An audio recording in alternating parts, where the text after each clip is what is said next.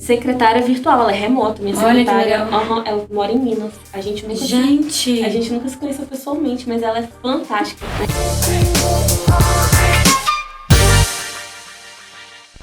Ei, gente, estamos aqui para mais um podcast do Papo de Quinta. Eu me chamo Juliana Zaganelli, eu sou diretora do Papo e sócia da Simpler. Bom, a gente está aqui hoje para falar sobre um tema que é a saúde empreendedora. Então, todo o nosso assunto aqui, por mais que a gente tenha o eixo aí de liderança e empreendedorismo feminino, a gente sempre trabalha com o tema principal no podcast. E hoje a gente vai falar sobre saúde, empreender na saúde, né? Com duas associadas do Papo de Quinta, que é a Bianca Cabidelli e a Hanna Gazinelli. A gente tá quase dobradinha de sobrenome aqui. Bom, gente, vou apresentar vocês primeiro. A Bianca, ela é farmacêutica, ela atua na área de tricologia na Clínica Capilário. Ela tem formações também em saúde estética, programação neurolinguística, neurosemântica e está finalizando o MBA em marketing pela FGV. Ela já contribuiu na organização de 3 startups Weekend, né? Em Vitória, em 2016, 2017 e 2019. E participou de projetos e iniciativas de mentorias do Sebrae junto ao IFES e à UFES. A Hanna Gazinelli, ela é médica formada pela EMESCAN, dermatologista formada pelo Hospital Santa Casa de Misericórdia de Vitória, fez fellow em cirurgia dermatológica pelo ICD de São Paulo, preceptora da residência de dermatologia do Hospital Santa Casa Santa Casa também, e professora de pós-graduação de dermatologia da IPMed e sócia da Smart Doc Consultórios. Bom, vocês já viram que a bio aqui das duas tá demais, né?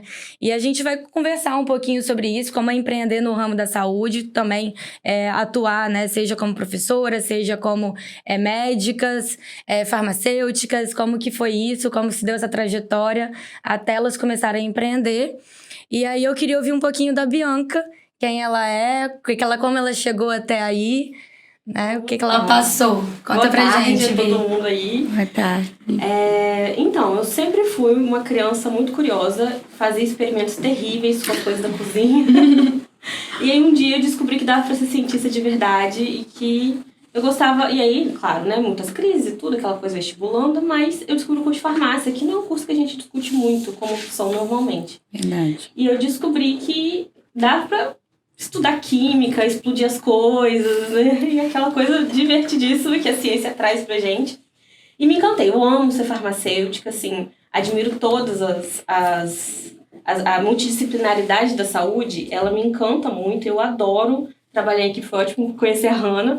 E aí, seguindo a vida, como é que nós chegamos até aqui? Fiz farmácia, depois a minha especialidade primeiro, né, minha ênfase foi em farmácia de manipulação, né? Então foi o farmacotécnico, então eu trabalhei aí depois de formada uns 3 anos nessa área, mas chegou um momento que não fazia mais sentido, porque eu ficava dentro do laboratório, e assim, gente, eu sempre fui muito introspectiva, então, apesar de ser falante, então eu escolhi farmácia que eu falava assim, não, eu quero ficar dentro do laboratório quieta, sossegada. Gente, chegou uma hora, eu falei assim, poxa, e batia receita na farmácia, né? Todo mês as mesmas pessoas, eu queria conversar com a pessoa, saber se ela tava tomando remédio direitinho, se ela estava evoluindo no tratamento, mas eu não tinha esse acesso, né? Fiquei bem chateada, falei assim, quer saber?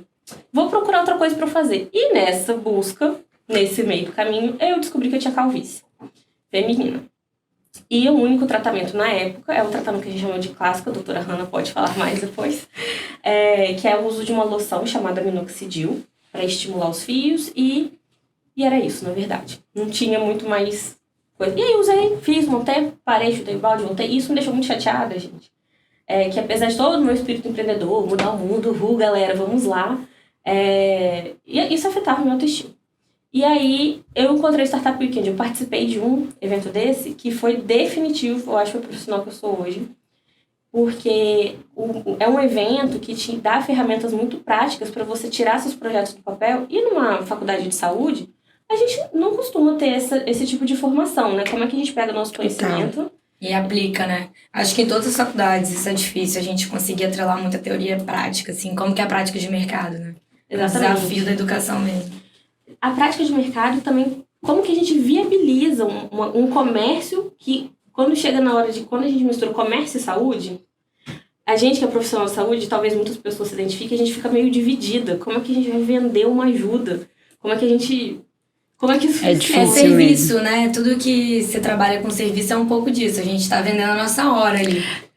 Mas eu acho que na área da saúde a gente tem um problema maior, porque, pelo menos na faculdade de medicina, você fala muito em vocação e em doação. Então, o serviço, ele não é ofertado de uma maneira como um serviço, entendeu? Sim. Ele é como se fosse...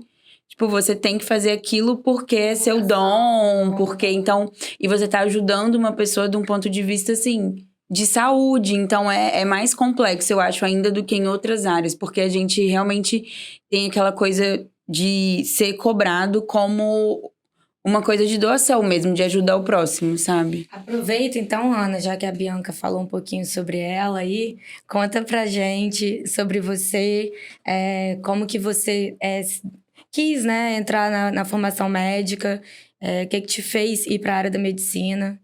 Então, desde os 10 anos eu queria ser médica, na verdade. Não sei muito bem por quê. Antes eu queria ser astronauta, eu era meio assim.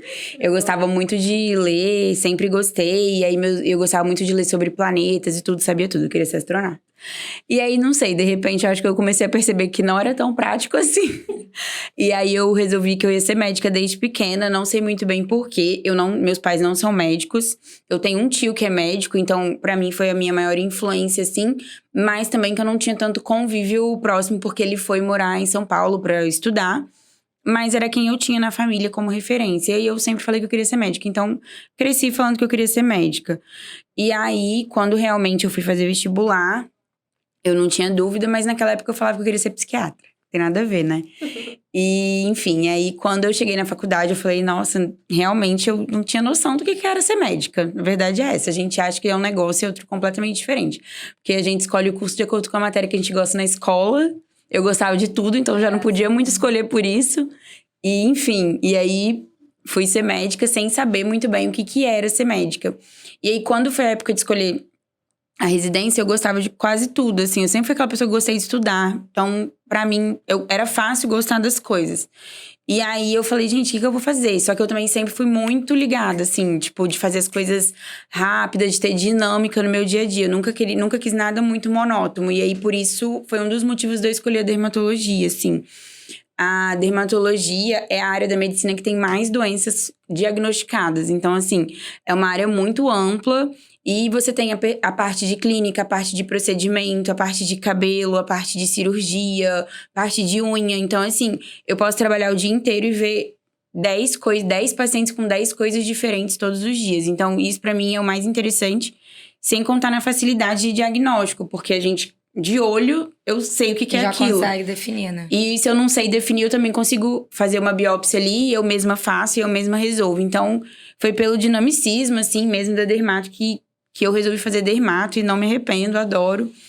E aí, já na dermato, eu acabei optando hoje, eu fiz, né, fellow de cirurgia dermatológica, porque eu gostava muito dessa área, uma área que eu queria me aprofundar. E hoje também eu faço especialização um pouco mais em procedimentos injetáveis e cosmiatria, porque acaba que atualmente é o que a gente vê mais, é o que meus pacientes procuram mais, então foi para onde eu fui me especializando.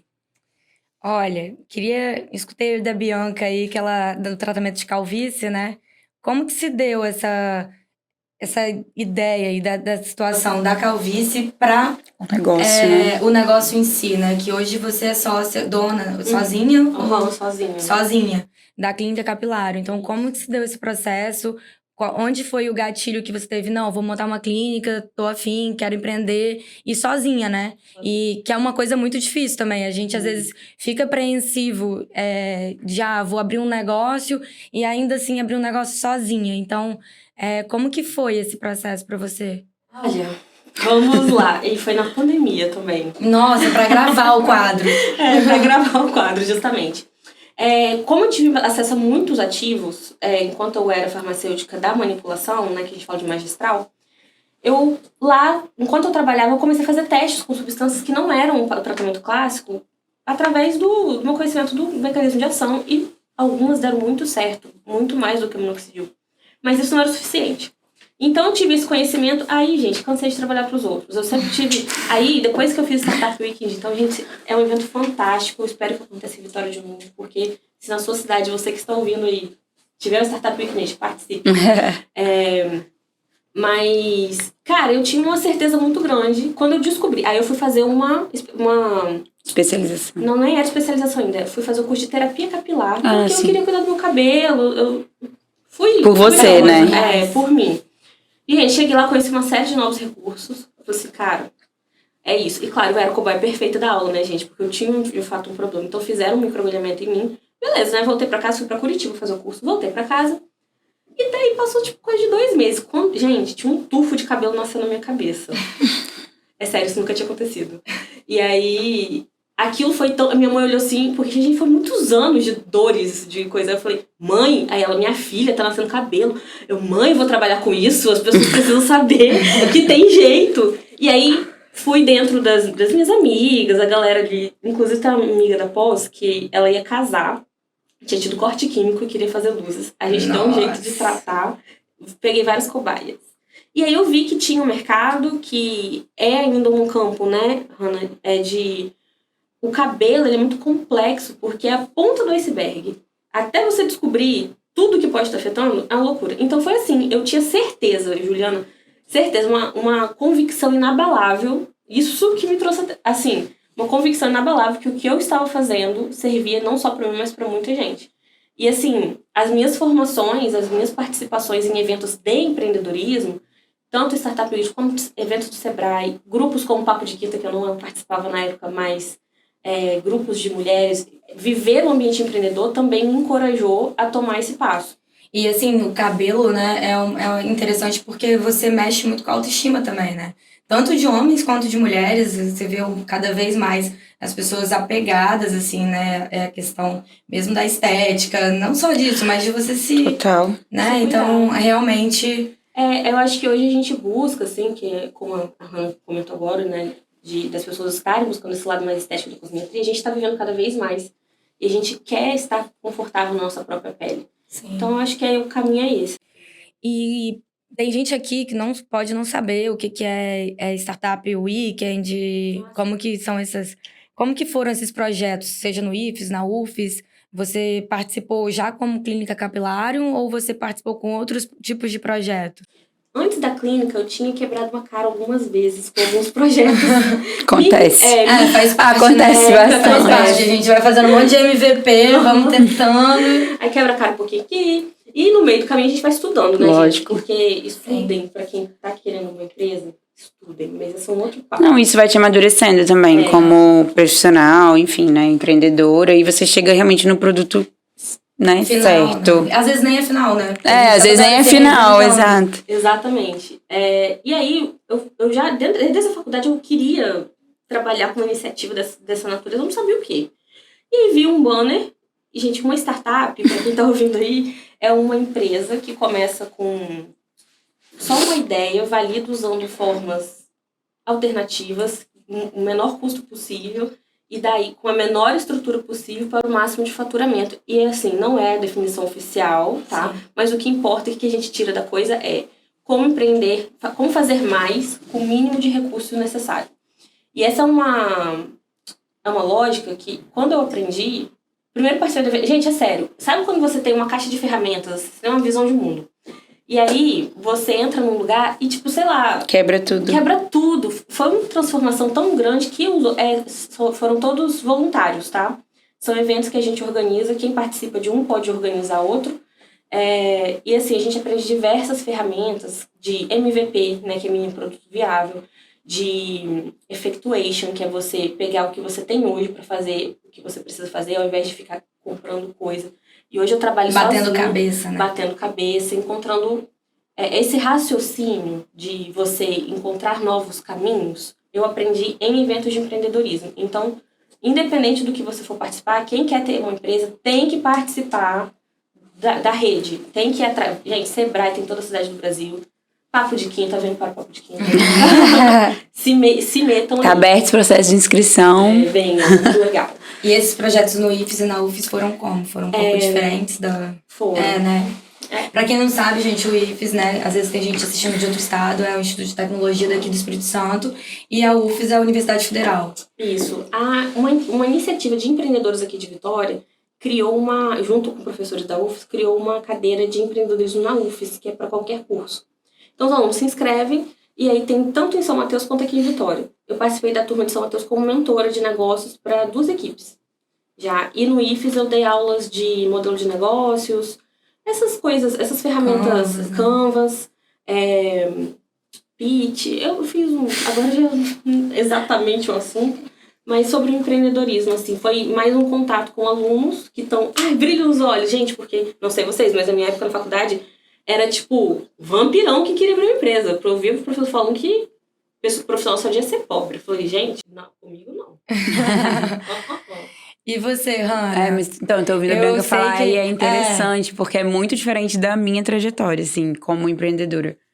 Porque eu nunca fiz nada disso. Assim, eu fui aprendendo mesmo com a vida e é muito engraçado, porque exato, na faculdade de medicina, provavelmente na sua também, a última coisa que falam com você é sobre como fazer pra ganhar dinheiro sendo médico, entendeu? Tipo, é uma coisa que ninguém te ensina.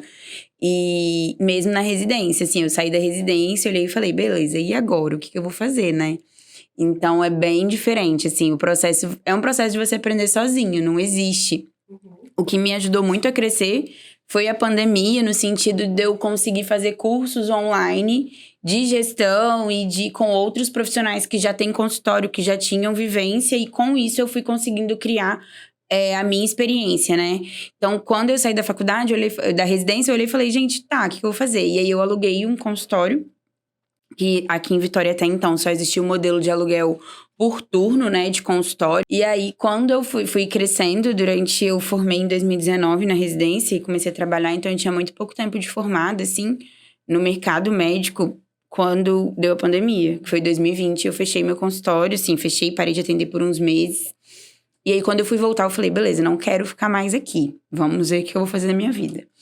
E aí, eu comecei a procurar outros lugares que tinham um modelo similar de aluguel, né? Mas não consegui me encaixar. E aí, quando eu virei pro meu marido, que é meu sócio na Smart Doc, eu falei, cara, a gente vou ter que fazer um consultório, não vai ter muito pra onde fugir. E aí, ele falou... E aí, tava nessa época, assim, da gente começar a ver, e aí ele falou, tem algumas empresas já começando no Rio e São Paulo que o aluguel é por hora, vamos procurar se tem alguma coisa por aqui assim e tal, e não tinha. E aí foi quando a gente resolveu, então, fazer nossa empresa, né, que é um coworking médico, porque você vai fazer um aluguel por hora, um pay-per-use, né? Então... eu trouxe essa experiência e as experiências negativas que eu tive, porque eu tive várias experiências negativas com secretária, com o espaço coletivo, enfim, desses outros locais que eu trabalhei. E consegui, tipo, pela minha vivência, fazer um local que eu acho que tá indo bem nesse sentido de, pelo menos, a gente tá conseguindo suprir as dores de alguns profissionais de saúde que tinham realmente essa dificuldade, né? Também profissionais recém-formados que não tinham local para trabalhar. Pra trabalhar, né? Porque assim, a gente mesmo alugando por turno, você aluga todas as horas daquele horário que você não utiliza. Então, assim, você tá pagando uma coisa que você não tá usando, um espaço que você não tá usando, e aí no sistema pay-per-use eles só pagam o que eles usam, né? Então é bem interessante, assim, é bem bacana pra principalmente recém-formado e pras especialidades que às vezes tem mais de um emprego. Não, e na área médica é engraçado, assim, não só na área médica, né? Mas na área da saúde em si. Por exemplo, eu tenho amigas que são dentistas também e tem muita dificuldade mesmo de alugar. Por exemplo, eu vou dividir um consultório com uma colega, mas aí tem dias que você quer atender e você não pode porque ela tá usando aquela sala. E aí fica numa bagunça também de conta, Então, realmente faz muito sentido, né? E eu tive essa dificuldade também quando eu comecei. E como foi sorte e o azar foi junto com a pandemia, mas por ser pandemia, eu consegui preços muito acessíveis na hora que eu tava... De fechar, né? De fechar, eu consegui negociar um pouco do aluguel. Mas esse formato é uma forma fantástica. Flexibiliza bem, né? Ajuda bem. Especialmente quando a gente começa, a gente assumir uma conta. É um custo muito alto, o custo de um consultório fixo, assim, sozinho, né? E tem as partes de vigilância sanitária. Sim, alvará. Pois é, isso aí a gente teve que aprender tudo na marra, porque ninguém nunca me falou que eu tinha que tirar um alvará na vida pra trabalhar, entendeu? De verdade, assim, nunca ouvi a palavra alvará em 9 anos dentro da faculdade mais residência, entendeu? Então é bem... Fica aí pra faculdade, gente, vamos colocar, hoje né? a gente já tem algumas faculdades, assim, mais voltadas pra área do marketing médico, a gente já tá tendo algumas cadeiras, mas dessa parte mesmo, assim, da prática do consultório ainda não vi, eu fiz Direito também, na faculdade de Direito não tinha nada disso, não. A gente não sabia nem precificar, você não sabia nada. Precificar, São inúmeras até profissões, hoje eu acho que eu não sei precificar direito. Você tem inúmeras profissões dentro do direito mesmo e você não consegue ali nem saber o que realmente, de fato, um advogado faz. Então, se as faculdades, né, dessem esse pontapé inicial, traria pra gente uma carga muito mais interessante na hora de sair da faculdade. E eu acho que não é nem só as faculdades, mas até a própria escola, assim, né? Porque eu acho que a parte de educação financeira, assim, principalmente, você falou de precificação, é uma coisa que a gente não traz com a gente, uma bagagem que a gente não carrega, sabe? Desde nunca. Então, às vezes essas partes mais práticas de fazer a gente viver a vida, né? Da maneira que a gente vai ter que viver ela no futuro, sem ter que ficar batendo cabeça lá na frente. Seria uma coisa interessante a gente incorporar no processo educacional como um todo, sabe? Você falou de ser um coworking médico, né? Não deixa de ser. Eu trouxe uns dados aqui, gente, do mercado de coworking. Inclusive, a gente está gravando, né? Num coworking também. E é interessante, porque foi um mercado, né? Que se popularizou no mundo todo, né? A gente tem uma ideia mais de salas, né? Por exemplo, o coworking médico, essa cadeira, por exemplo, dentista. Você ter um coworking assim, não tem muito essa ideia, essa visão, mas a gente já tem... já tá muito habituado no dia a dia com as salas em si, né? E vários formatos de sala, enfim. E aí teve um estudo do Coworking Space Global Market em 2021, que o segmento ele deve crescer até 2025 12%, passando de 8,14 bilhões de dólares para 13,3 bilhões de faturamento. Então, assim, né? E no censo Coworking Brasil, teve um aumento de 25% de escritórios compartilhados conhecidos no mercado em 2019. Que, se comparado no ano anterior, de 2018, houve um salto de 1.194 para 1.497 estabelecimentos registrados. E os dados, né, do censo da ANSEV, que é a Associação Nacional de Coworks e Escritórios Virtuais, realizado pelo painel de pesquisa e consultoria, apontaram que no Brasil tem 1.647 coworks localizados nas 100 maiores cidades do país. Então, a gente vê que realmente deu um boom, né, nesse mercado de coworking. E a pandemia, né, deu uma paralisada, porque naquela época não... Pra mim, a pandemia, ela deu uma paralisada pra todo mundo depois acelerar. Pelo menos eu acho que essa sensação que eu tive em vários negócios e com várias pessoas que eu converso, né? Então, pelo menos foi o meu caso, foi o caso da Bianca também. Eu acho que foi um momento que todo mundo deu uma pausa por obrigação, mas que acho que abriu, né, o leque também. Porque isso representou um desafio que não tinha como prever. Assim, eu venho de uma família que trabalha com comércio há muitos anos, então tem isso também, tá, gente? Eu convivo com a loucura de ter um comércio desde que eu nasci. E a pandemia, eu acho que pressionou muita gente, ou era vai ou racha, sabe? Era uma coisa assim, você tinha um espaço, eu não conseguia um espaço, não achei na época. É difícil. Não é tão fácil você achar o espaço que você quer, do jeito que você quer, né? No local que você quer. Porque isso tem muito a ver aí, conectando com atendimento ao cliente, o que a gente quer transmitir, o valor que a gente quer comprar. E é tempo, né? É tempo de você também pesquisar o melhor local, pesquisar o melhor... Qual público você vai atingir. O melhor custo-benefício, exato. Tudo que a gente precisa pensar do lado B da empresa, porque o lado A é o estar lá, né? Mas o lado B é aquela coisa de, nossa, vamos... E é um desafio diário, né, isso? Na verdade. É um desafio diário. Então, assim, eu acho que a pandemia, a gente precisou aprender muito rápido. E a gente tá aqui hoje porque, assim, sobrevivemos à pandemia de várias formas. Mas representou essa aprendizagem muito rápida e também essas novas oportunidades de estudo. Porque, de repente, diversos profissionais começaram a vender o conhecimento que antes não era tão disponível. Não. Era muito difícil a gente encontrar profissionais que já têm cliente, já têm experiência, vendendo como que eles fazem a precificação, como que eles fazem o financeiro deles. a gestão. Total. E como que vocês fizeram, assim, pra ir atrás disso tudo, né? Bianca falou um pouco aí da questão do Sebrae, enfim, mas... Pra mim foi muito plataforma online mesmo, é curso do Hotmart. Sim, fato. Porque assim, pelo menos no meio médico e principalmente dermatológico, assim, você chegava 2020, assim, lá, abril, maio, era tipo assim, 20 lives ao mesmo tempo. Todo mundo vendendo conteúdo. E que esgotou também, né? Não, mentalmente pelo falando. amor de Deus. Ninguém mais aguentava Sim, live ninguém. naquela época. Eu não aguento até hoje, gente, vamos desculpar. Real. Mas assim, E aí realmente era tão vasto que você ficava até perdido na quantidade de coisa que você conseguia comprar. Porque também foi o modo dessas pessoas monetizarem no momento que elas não estavam monetizando de outras formas, né? Então, muita gente que já tinha curso presencial, também na minha área tem muito de curso presencial. E congressos que foram online, enfim, tudo passou por online. Então, ficou muito mais fácil esse acesso à informação. E chegar nas pessoas também, né? A gente poder trocar ideia. Eu vi aqui um profissional que eu acho interessante, ou que possa me inspirar de alguma forma. Então, diminuiu um pouco, né, essa distância das pessoas.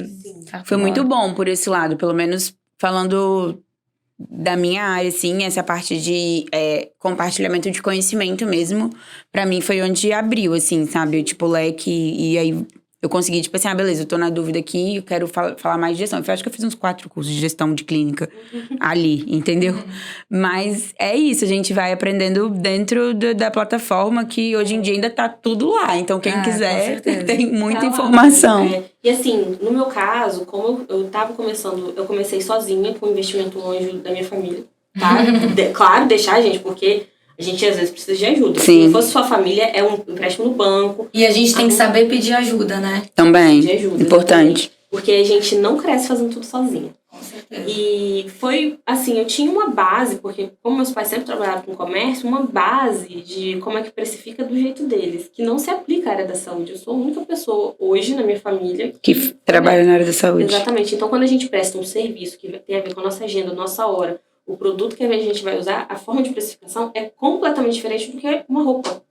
Então, mas eu tinha uma noçãozinha. Uma noção.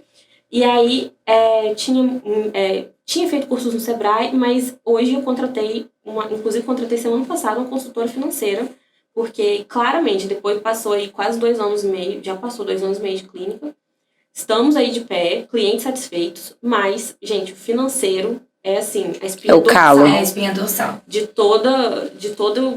Então, assim, eu não tenho como saber tudo. E eu não tenho tempo pra saber tudo. Mas a gente precisa estar perto de gente que sabe, pelo menos, te indicar. Igual um dia que a gente levou no papo até a Ada, né? Ela tava... A Ada da Ádico, né? Foi muito interessante um ponto que ela falou sobre essa questão do formar a equipe, né? E de saber também identificar... Delegar, além de pedir ajuda, né? Saber também identificar o que você não é tão bom e o que você pode melhorar. Porque isso da gente não saber tudo, a gente não sabe tudo. E não tem como a gente, no meio da roda girando, a gente dar conta. Porque alguma coisa vai ficar no meio do caminho e você não vai conseguir saber lidar da melhor forma possível naquele momento. Exatamente. Então, saber reconhecer isso dentro do seu próprio negócio, de que, eu preciso dessa ponta financeira, ou eu preciso dessa ponta de gestão, eu preciso de um time, como eu vou montar isso? E eu preciso de alguém para tocar essa parte que eu não dou conta, é muito importante para fazer as coisas andarem pra frente, porque pra senão frente, você fica igual ali, Na roda. Exato. igual um hamster. E essa coisa da pandemia, outra possibilidade é que novas soluções foram criadas. Então, assim, é muito importante, gente, para um profissional da saúde, ter um serviço de secretário. Se não for uma pessoa, um ser humano, tem que ser no mínimo um sistema digital. E aí eu precisava de uma secretária. O meu espaço não tem uma estação de secretária, porque ele nasceu com uma coisa e tá virando outra. Né? Foi uma doideira. Então eu era para ter uma assistente que não era uma secretária. E aí eu nunca tive uma assistente, mas passei depois aí de uns 8 meses de negócio, eu não dava mais conta de atender o WhatsApp, tirar dúvidas das pessoas e atender meus clientes, pessoalmente. E aí, cara, mas eu não tinha como contratar uma funcionária, nem que fosse meio tempo. E aí, cara, e graças à super digitalização que a gente... Secretária online. Secretária virtual, ela é remota. Minha secretária, ela mora em Minas. A gente nunca se conheceu pessoalmente, mas ela é fantástica. Aí, já dá um passeio pra BH lá. Não. Eu vou um dia lá e eu vou trazer um dia ela aqui também, porque a Dali hoje, ela é assim, meu braço direito. Ela é administradora, então ela... Que bacana. Então eu consigo pagar ela por hora, a gente tem um contrato. É bem interessante essa dica mesmo, porque Né? tem Bem alguns legal. profissionais que usam secretário online e realmente faz diferença, né? Faz diferença na organização pro cliente. Hoje eu acordo de manhã plena, porque eu não preciso estar ali pontualmente respondendo a galera que deixa mensagem de madrugada. Não, isso é um baita alívio, porque o atendimento em si é um ponto muito que demanda muita atenção, muito cuidado, né? Porque você está ali lidando com pessoas e é tempo, né? Então, se você não estiver atendendo, você sobra tempo para você prestar o seu serviço e pensar no seu serviço, né? Em termos de qualidade, como melhorar, em tudo. E um bom atendimento também, na verdade, assim, bom atendimento de WhatsApp, tô falando de secretária. Faz toda a diferença, assim, porque não adianta nada você tá ali fazendo seu serviço bem, se você não tá conseguindo atender a pessoa pra ela chegar até você, entendeu? Então, faz bastante diferença. Eu também tenho duas, assim, que são tudo. Não, pra mim é tudo. Secretárias. Não, faz muita E diferença. assim, talvez quem esteja ouvindo isso, esteja pensando em empreender com alguma coisa que precisa ser de casa. Se você é uma pessoa organizada, gente, é sério, tem muita gente precisando de uma boa secretária virtual. Não, é sério, porque é o tipo de situação, meninas, que uma coisa que eu levava coisa de 3 horas pra organizar, ela faz em 30 minutos. É muito 10 minutos. É aquilo. E o encontro com a Ada que a gente teve aqui no Papo de Quinta, pra mim, gente, transformou tudo. Porque eu aceitei a realidade. Eu não tenho um cérebro financeiro. Não tenho. Nem eu. Aceitei. Eu falei assim, cara, é isso. Aí fui fazer curso. Eu falei, ok, acho que agora é só até aqui que eu consigo ir. Vou arrumar uma pessoa pra ser uma consultoria que tá sendo maravilhosa. Lá na clínica, Bianca, você faz atendimento, né, das pessoas, mas você também tem a parte de produto ou é só serviço? Não, só serviço. Só Hoje, serviço. como a gente atende... saúde capilar é complexa.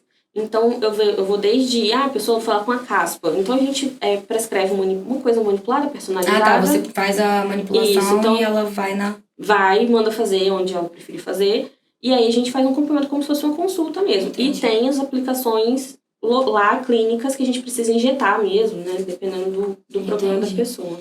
Bom, meninas, a gente começou até aqui, né, essa parte do antes, né, de até chegar no trabalho e depois de passar pela faculdade, passar pelos questionamentos e tudo mais.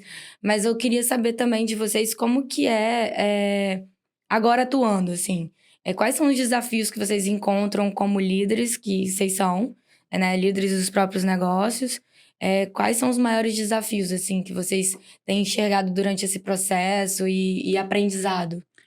Para mim, o financeiro também é uma parte um pouco complicada, porque pra mim, assim, eu demoro 2 horas pra fazer um negócio que meu sócio mesmo faz em, tipo, 30 minutos e me explica tudo que ele fez. Então, é difícil, mas eu tenho certas áreas que eu acho que não dá pra gente negligenciar. Então, mesmo assim, mesmo demorando 2 horas, eu que faço certas coisas, porque no fim, a gente precisa também estar a par de tudo que está acontecendo dessa parte, porque é a espinha dorsal do negócio. Então, se ali a gente não está entendendo a margem de lucro, enfim, o quanto que você pode gastar em outras coisas, né, em investimentos, e o seu negócio vai embora. E para mim também é muito a questão de processos e pessoas, porque eu acho que você tem que saber administrar pessoas, no meu caso. E as pessoas têm diferentes personalidades, então você tem que entender isso e trazer ela e tentar conversar e expor da maneira que aquela pessoa compreende melhor. Isso, às vezes, eu acho que algumas pessoas têm dificuldade de fazer, porque elas não conseguem ler um pouco como cada pessoa reage. Então, para mim, é uma área também que é um desafio, assim, diário, mas que eu levo bem, mas eu acho que é um desafio que as pessoas têm que prestar atenção e pensar nele. Se comunicar, né? Se comunicar é muito importante. O modo de se comunicar, não é se comunicar. Modo. É igual, tava falando, um elogio feito com o tom de voz errado não é um elogio. Não é um elogio. Entendeu? Então, é isso que eu acho que às vezes a gente tem que aprender. E pra mim, às vezes é um desafio, porque eu sou muito prática com algumas coisas. Então, eu só tipo, faz isso. Não. Então, tem hora que eu tenho que parar, respirar e falar, não, olha, isso aqui tá muito legal, parabéns. Então, às vezes você lembrar de elogiar. Também, né? E aí, eu tava lendo, né, que eu leio bastante sobre essas coisas. E assim, um elogio que você faz, a pessoa, uma coisa ruim que você fala, a pessoa demora, assim, até 3 a 4 vezes que você elogia ela pra aquilo ali que você falou de ruim, meio que Suprir. compensar, de certa forma. Então, e eu acho que falta muito a gente elogiar o bom trabalho, assim, no dia a dia. A gente costuma cobrar o que deu errado, né? E cobrar uma coisa que ficou pra trás, mas a gente não traz o feedback da coisa Acho que que deu é muito certo, né? do tá acelerado também. A gente fica nesse afoito, né? De estar sempre acelerado, correndo atrás, não sei o quê. E acaba que no dia a dia ali, que a pessoa faz alguma coisa, né? Que é bacana de você elogiar e que você tem esquece mesmo. E que você tem que Colocar pra cima, colocar né? pra cima a equipe, né? Você tem que se colocar pra cima todos os dias e colocar a equipe pra cima. Então, se a gente parte dessa premissa que a gente também precisa disso e a gente se fala isso, a gente também tem que falar pro outro. E é muito importante, né? Então, às vezes, uma pessoa passou um dia mal, tá chateada com alguma coisa e você vem com uma palavra agradável, ou às vezes você fala pra 2 pessoas da mesma forma, uma entende de uma forma, outra entende de Total. outra. E a gente, como líder, né, a gente tem que estar à frente disso, tem que estar captando essa forma de se comunicar pra poder deixar um ambiente tranquilo, agradável, né? Criar harmonia, exato. E é realmente desafiador. Esse problema eu encontrei antes de ter empresa, porque eu entrei, você forma como farmacêutico e você entra como responsável técnico do laboratório. Nossa, E aí você um imagina- monte de funcionário. E aí você imagina a pirralha aí, eu tinha 23 anos, com técnicos que tinham trabalhando 10 anos. Então, assim, a pessoa É porque tem isso, né? É um outro desafio, assim, que eu também sinto. É como a gente se portar, nossa forma de se posicionar também e de respeito, né, para essas pessoas que estão com uma carga de experiência muito à frente à nossa, mas a gente, da mesma forma que você não pode Ignorar isso, ignorar né? isso, você também não pode deixar de se posicionar quando você também tem que se posicionar. Então, realmente, é um equilíbrio de pratos aí. foi por isso que eu fui atrás dessa formação de programação neurolinguística, porque essa coisa da comunicação é uma significância tão particular para uma pessoa Foi e pra bom você outra. ter falado disso. Conta aí. Neurolinguística e neurosemântica, né? Qual é a diferença de cada uma? Mulher, vamos lá. A programação neurolinguística é um mapeamento que uma galera aí fez. Então, tem os primeiros estudiosos. O que eles fizeram? Eles olhavam para as pessoas de sucesso, tipo a Oprah Winfrey. Aí os caras falaram, cara, Por quê, né? Por que essa comunicadora consegue mover tanto? O que ela tá fazendo que ela consegue esse resultado? Então, eles começaram a definir linguagem, definir linguagem corporal, a forma de se comunicar, o significado para as pessoas. Então, hoje a gente tem essa informação, gente, que não é criada. Ela foi mapeada dos seres humanos e que isso a gente faz naturalmente. Então, se você é uma pessoa mais extrovertida ou mais tímida, isso mostra no seu... No seu modo de se portar. No seu modo de se portar. E a gente consegue manipular isso. Então, se você tem dificuldade de falar em público, você consegue manipular fisiologicamente a sua postura, igual atores fazem tudo, com intenção, você chegar no resultado que você... Habilidades, né? Exatamente. Então, exato. Então, é uma habilidade que você treina. Então, você identifica o que você é. Então, assim, eu tenho...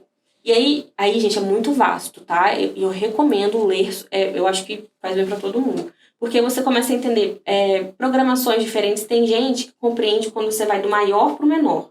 Você vai fazer uma explicação, você começa do grande e vai pro pequeno. Mas isso é muito legal, porque você começa a ler as pessoas e você consegue, né, comunicar da maneira correta com cada um, né? Exatamente. E é muito mais eficiente o trabalho que você faz. Então, quando você identifica... Tem gente que tem um modelo mental negativo. Então, ela pronuncia as coisas no negativo.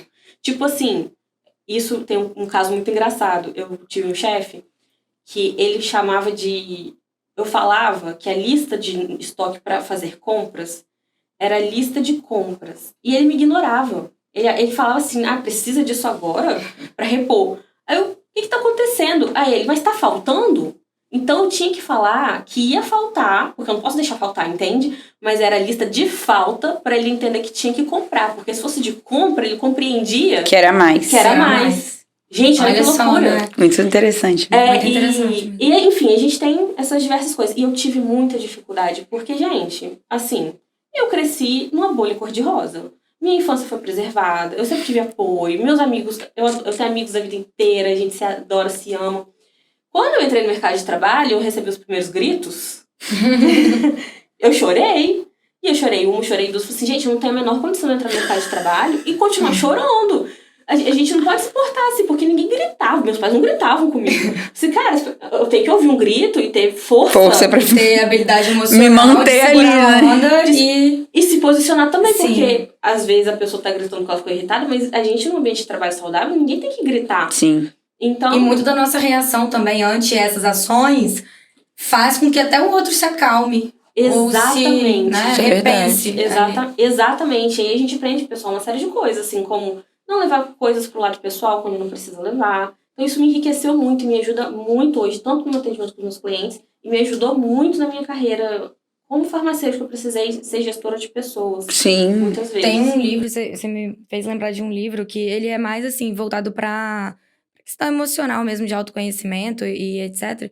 Mas que eu achei que dá muito pra ser aplicado também nas relações como um todo. Você já leu 5 Linguagens do Amor? Sim. Nossa, eu achei esse livro fantástico, assim, pra você conseguir reconhecer que cada um realmente, não só em relação ao amor, né? Aham. Em relação a relacionamento, mas a relacionamento, assim, de comunicação, né? Então, Sim, e eu fiquei sabendo dessa coisa, porque assim, é do nada, né? PNL, essa garota arrumou isso. Eu tive uma cadeira de psicologia na faculdade que o professor, ele era psicólogo, um senhor.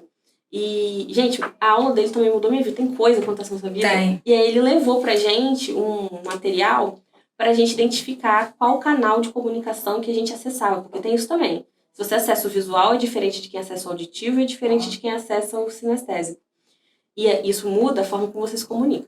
E aí ele falou disso aqui. Aí um exemplo que ele deu foi, ele tinha clientes, terapia de casal no consultório, que a mulher falava assim com ele, ele não diz que me ama, ele não me ama, não sei o que, como é que eu vou continuar?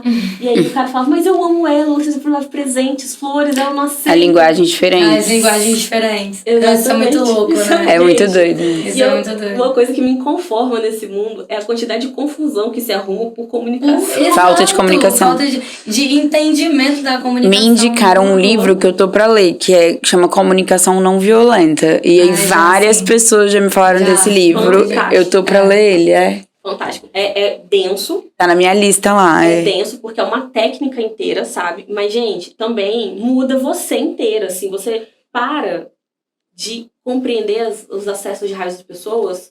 Aquilo é delas, não É dela, seu. diz mais sobre ela do que... E- Às vezes é só uma válvula de escape que ela tá ali. Mas É. um livro que me ajudou muito em comunicação é um bem famoso, que é aquele Como Influenciar... Como Fazer Como Amigos Fazer e Amigos e Influenciar Influenciar Pessoas. Pessoas. Esse Sim, livro, do pra Dale. mim, mudou a minha linguagem com as pessoas, no geral. Esse livro é fantástico. Ele tem quase 100 anos que ele foi escrito. É. E é muito engraçado, parece uma máquina do tempo, porque ele só se dirige a homens. E fala de grandes empresas que não existem mais. Mas, gente, é muito bom. Não, e tudo é muito atual. Tipo assim, é muito Continua real. atual, né? Vale Com muito a certeza. pena. Esse é um livro muito bom pra começar a pensar em comunicação. Pra quem às vezes não consegue fazer um curso e tal. Sim. Eu acho que eu recomendo pra todo mundo, porque ele realmente te ensina a ouvir o outro, sabe? E como que realmente você se porta, você vira uma pessoa interessante para os outros. Que eu acho que isso também, no mundo de hoje, é importante, sabe? Porque a Sim. gente tem essa troca com as pessoas, mas a troca é você ouvir, não só Sim. você falar. Isso do ouvir é muito legal, porque a gente tá querendo falar muito, né? E esse exercício de ouvir é muito importante. Às vezes a pessoa só tá querendo ser ouvida ali, só tá querendo desabafar.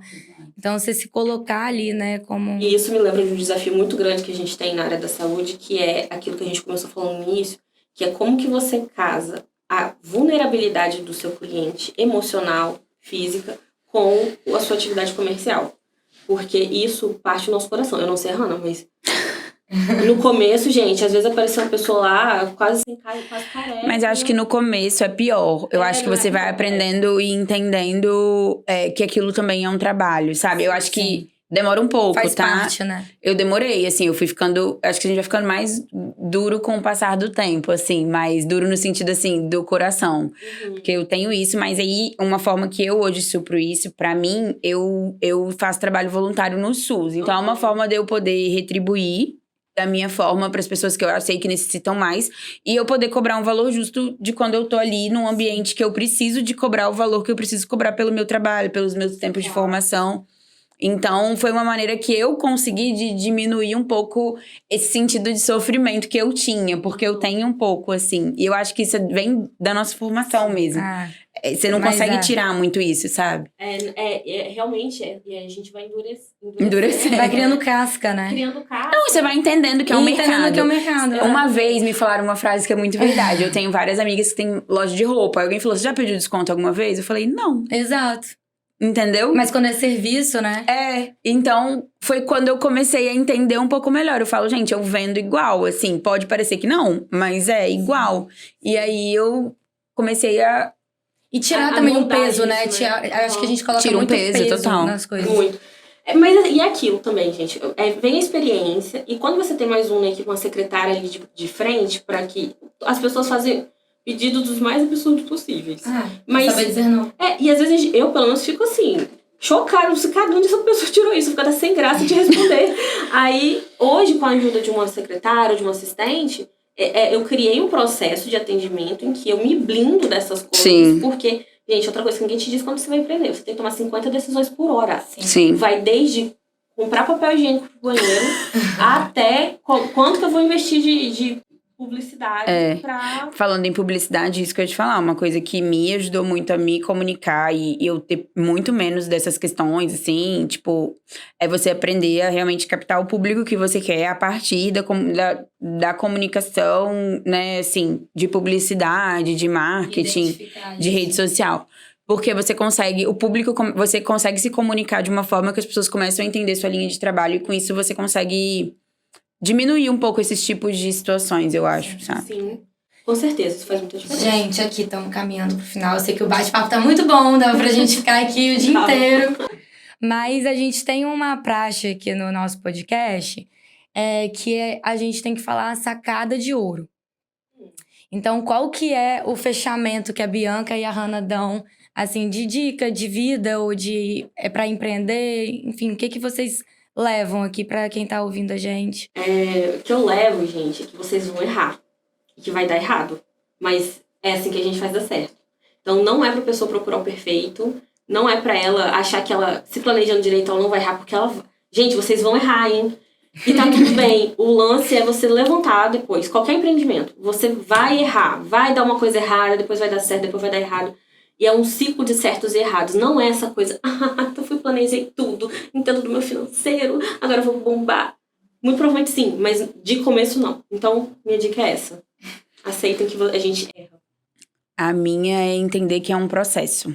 Eu acho que às vezes a gente é um pouco imediatista no mundo de hoje com as coisas e a gente tem que entender que é um processo, que tipo, as coisas não vão acontecer às vezes igual a gente vê, né, outras empresas acontecendo. Então, é um processo e o feito é melhor do que o perfeito, porque é exatamente isso. Eu acho que, assim, eu tenho várias colegas que falam, mas como é que você, tipo assim, né, querem dicas e tal, de como que eu, já tô fazendo meu consultório, já tô, não. Eu falo, gente, porque eu simplesmente comecei, porque se a gente não começa...